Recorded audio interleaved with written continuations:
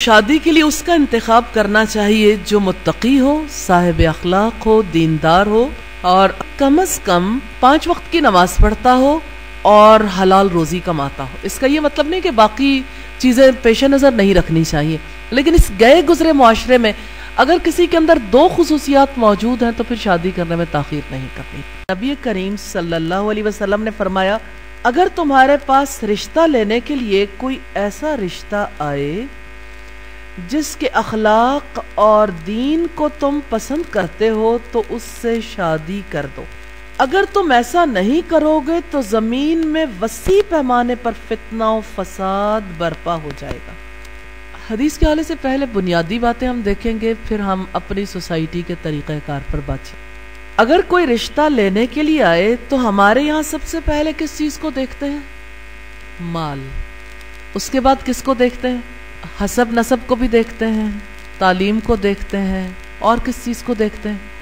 खूबसूरती को देखते हैं। आपका क्या ख्याल है, इन सारी चीज़ों को नहीं देखना चाहिए? अगर कोई ये कहता है कि नहीं देखना चाहिए फिर भी वो यही कुछ देखेगा, ऐसा नहीं है, क्योंकि ये चीज़ जो है वो सोसाइटी के नॉर्म्स में से हो गई। अब हम देखते हैं कि रसूलुल्लाह सल्लल्लाहु अलैहि वसल्लम ने जो बात कही उस बात में कितनी बड़ी हिकमत है। आप सल्लल्लाहु अलैहि वसल्लम ने फरमाया कि जिसके अखलाक और दीन को तुम पसंद करते हो तो उससे शादी कर दो। इसका मतलब यह है कि साहिब अखलाक से रिश्ता करना चाहिए। साहिब अखलाक वो है जिसकी पहली सिफत है कि वो अल्लाह ताला से डरता है। जो अल्लाह का डर रखता है वो अपनी बीवी से खराब मामला करते हुए भी अल्लाह से जरूर डरेगा, और जो अल्लाह से नहीं डरता, खुदा से बेखौफी है जिसे, रिश्ता तोड़ते हुए उसे लम्हा नहीं लगेगा। फिर ना इंसान का हुस्न काम आता है, न माल, न हसब नसब, न तालीम। जो भी जिस बुनियाद पर शादी की जाती है सारी बुनियादें खत्म हो जाती। आप इस बात को जरूर पेश नजर रखिए कि जब निकाह किया जाता है उसकी बुनियाद क्या होती है, और जब निकाह टूटता है यानी तलाक होती है तो उसकी क्या बुनियाद होती है। तो काम किसके ऊपर करना चाहिए? जब निकाह टूटता है, टूटने से बचाने के लिए उस चीज को मयार बनाना चाहिए, तो वो मयार तकवा है, अखलाक, अच्छा अखलाक। हमारे यहाँ अखलाक के बारे में चूंकि तालीम नहीं दी जाती, इस वजह से लोगों ने अपना अपना अखलाक का मयार बना रखा है। मसलन किसी के नजदीक अखलाक का ये मयार है कि कोई बज़ाहिर हंस बोल ले, किसी का फेस स्माइलिंग हो तो उसके बारे में समझा जाता है कि वो अच्छे अखलाक वाला है। कोई मिलनसार हो, इसमें कोई शक नहीं कि मिलनसारी बड़ी अच्छी सिफत है, लेकिन उसके साथ अगर कोई आपके बारे में दिल में बुग़्ज़ रखता हो और आपकी अदम मौजूदगी में आपके बारे में दूसरों को डिसइंफॉर्मेशन देता हो और आपके किरदार की धज्जियां उड़ाता हो, तो ऐसे शख्स से क्या उम्मीद की जा सकती है? जिंदगी तलखियों के सिवा क्या सूरत इख्तियार करेगी? ऐसे शख्स के साथ जिंदगी बिताई जा सकती है कि जो अखलाक का अच्छा ना हो? अब देखिए, एक शख्स बड़ा गुस्से वाला है और गुस्सा अपने पीक पे पहुंचता है, पीट डालता है, और गुस्से के साथ साथ उसकी बात भी सच्ची नहीं होती, कभी वादा भी पूरा नहीं करता, अमानत का भी ख्याल नहीं रखता, और ये है कि उसे हया के तकाज़ों का भी पता नहीं है। बस माल उसके पास है, या जमाल भी हो, हसब नसब भी हो। तो मुझे ये बताइए, माल, जमाल, हसब नसब के साथ कोई जानी के साथ शादी कर दे बेटी की, शराबी जुआरी के साथ कर दे, तो क्या जिंदगी मोहब्बतों से भरपूर हो सकती है? तो ये जो मोहब्बत है दीनदारी की बुनियाद पर हो सकती है। जब तक अल्लाह का खौफ ना हो कोई भी किसी दूसरे के हुकूक का लिहाज नहीं कर सकता। नबी सल्लल्लाहु अलैहि वसल्लम जिस वक्त निकाह के मौके पर खुतबा देते थे 3 आयात पढ़ते थे, तीनों में बुनियादी बात तकवा की है कि अल्लाह का खौफ रखो, अल्लाह से डर जाओ, क्योंकि अल्लाह के डर की वजह से इस रिश्ते के तकाजे पूरे किए जा सकते हैं।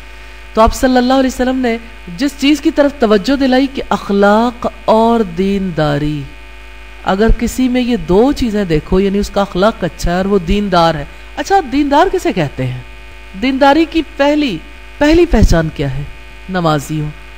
चलिए, और दीनदारी की क्या पहचान है? अच्छा ठीक है जी, दीनदारी की और क्या पहचान है? रिज़्क़ हलाल कमाता। चले, आप बहुत ज़्यादा दीनदारी ना देख सकें, कम से कम कोई नमाज तो पढ़ता, पाबंदी के साथ नमाज पढ़ने वाला और रिज़्क़ हलाल कमाता। ये 2 चीज़ें अगर किसी में मिल जाएं तो अल्लाह ताला की रहमत हो जाएगी। तो इस लिहाज से हम ये देखते हैं कि आप सल्लल्लाहु अलैहि वसल्लम ने जिन दो चीज़ों की तरफ तवज्जो दिलाई, अखलाक और दीनदारी, दोनों ही अहमियत की हामिल हैं। दोनों की वजह से मोहब्बत बढ़ सकती है, दोनों की वजह से तलाक से बचा जा सकता है और रुसवाई से बचा जा सकता है।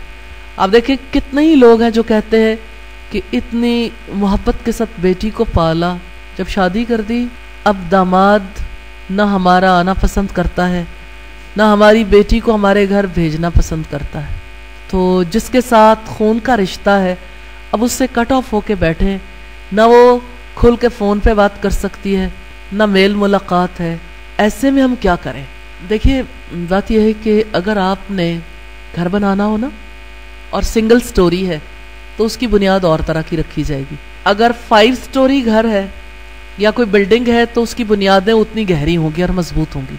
और अगर किसी की यानी कोई ऐसी इमारत है जो 100 मंजिला है तो उसकी बुनियाद भी उतनी ही ज़्यादा गहरी और मजबूत होगी।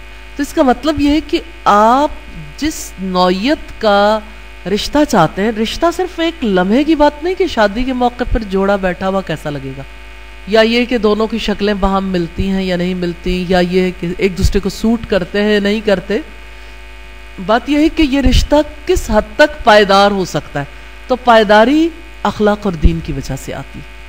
अखलाक और दीन के बगैर रिश्ते में पायदारी नहीं आ सकती। ये रिश्ता बायस से मोहब्बत बनने की बजाय बायस से अजाब बन जाता है। दूसरी चीज़ जो आप सल्लल्लाहु अलैहि वसल्लम ने इरशाद फरमाई वो ये कि अगर तुम ऐसा नहीं करोगे तो ज़मीन में वसी पैमाने पर फितना और फसाद बर्पा हो जाएगा।